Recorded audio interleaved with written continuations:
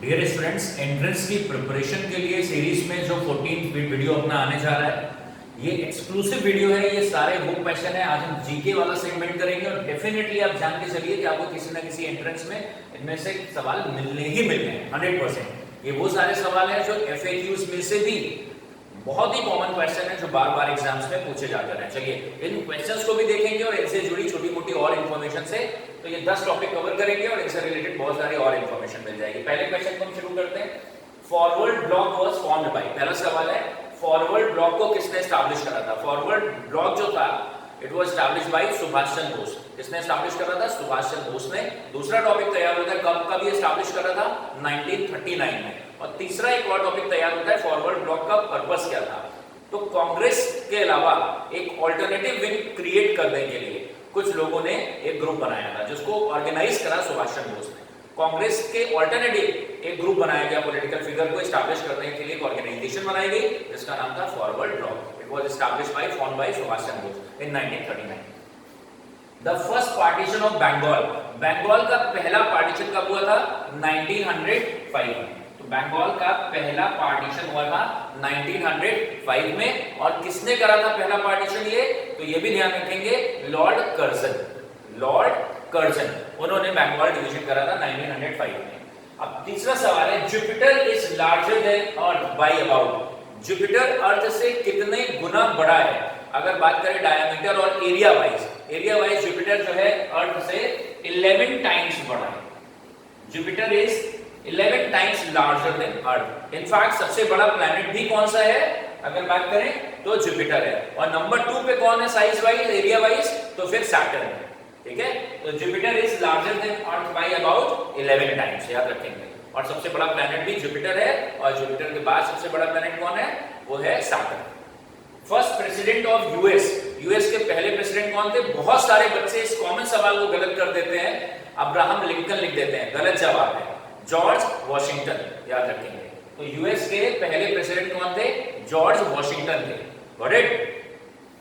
ऐसे यूएस की जो कैपिटल है इन्हीं के नाम पर ही है। यूएस की जो अमेरिका की कैपिटल है डीसी वॉशिंगटन, वो इन्हीं के नाम पर। तो यूएस के पहले प्रेसिडेंट कौन थे?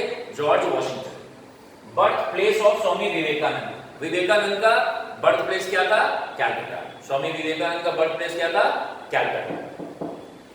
Maximum number of Anglo Indians who can be nominated to Rajya Sabha, upper house. Parliament के 3 पार्ट होते हैं। पार्लियामेंट का Indian parliament is consisting of president, upper house and lower house. ध्यान रखेंगे इंडियन पार्लियामेंट के 3 हिस्से हैं, प्रेसिडेंट, दूसरा upper house, lower house. Upper house जो होता है वो राज्यसभा है और लोअर हाउस जो है वो लोकसभा है, याद रखना है। अपर राज्यसभा मतलब अपर हाउस और लोअर हाउस इसको बोलते हैं लोकसभा। तो राज्यसभा में कितने एंग्लो इंडियंस नॉमिनेट हो सकते हैं? प्रेसिडेंट के डिस्क्रिशन पे 2 हो सकते हैं। प्रेसिडेंट के डिस्क्रिशन पे, रिकमेंडेशन पे 2 कितने हो सकते हैं? 2 Anglo Indians could be nominated to Rajya Sabha. 1 rupee note पे किसका सिग्नेचर होता है? 1 rupee notes bear the signature of finance secretary of India. बाकी सारे 2 रुपए से लेके 2000 तक जितने पेपर करेंसी इंडिया में आते हैं उसके ऊपर किसका सिग्नेचर होता है? उसके ऊपर सिग्नेचर होता है governor of RBI, governor of RBI. लेकिन 1 रुपी नोट जो पब्लिश होता है उसके ऊपर किसका सिग्नेचर होता था? ये पहले पब्लिश होता था, बीच में बंद हो गया, फिर से प्रिंट होने लगा। तो 1 रुपी नोट के ऊपर किसके सिग्नेचर होते हैं? Finance secretary government of India. RBI के गवर्नर के सिग्नेचर 1 रुपी नोट पे नहीं होते हैं, finance secretary government of India के सिग्नेचर होते हैं।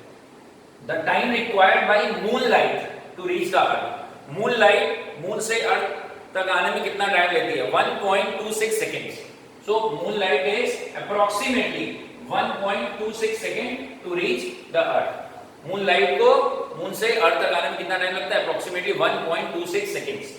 द रिवर, बहुत बार पूछा गया, लगभग हर एग्जाम में सवाल। The river known as Bengal sorrow, Bengal sorrow किसको बोलते हैं? Damodar. Which river is known as Bengal sorrow? Damodar. तो ये सारे सवाल आपको एंट्रेंस में मिलेंगे ही मिलेंगे। इसके अलावा भी अगर आप ये सारी चीजें YouTube पे देख रहे हैं तो और जो वीडियोस हैं उनको भी आप देखते रहिए। भले उसके ऊपर जो कैप्शन लगा है वो एंट्रेंस का नहीं है, मे बी वो किसी और टॉपिक का है, वो बीकॉम का कोई टॉपिक हो सकता है, एमकॉम का हो सकता है, एकेडमिक्स वाले हो सकते हैं, लेकिन उन सबको भी आप देखते रहिए। और अभी हम नई सीरीज में ऐसे क्वेश्चंस लाने वाले हैं जो एंट्रेंस और सीए फाउंडेशन दोनों में, सीए फाउंडेशन और कंपनी सेक्रेटरी फाउंडेशन और एंट्रेंस दोनों में मदद करेंगे। करेक्ट? तो इन वीडियोस को आप देखते रहिए और लगातार ऐसे प्रोग्रेस करते रहिए। Thank you for watching this video. God bless.